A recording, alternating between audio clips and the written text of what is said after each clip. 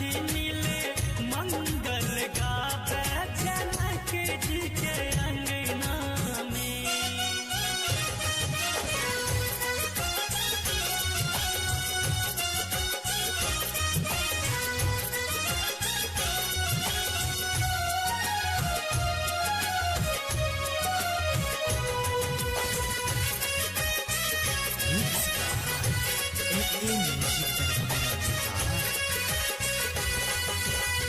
कहे नटवनागर के हन विधि के विधानियो, जेहन किशोरी हमर तेहन श्री राम यो।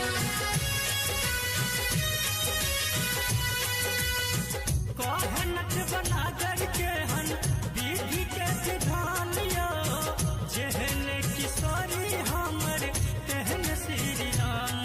देव दर्शन लेल जिनकर सरासल जनक जी के अंगना में।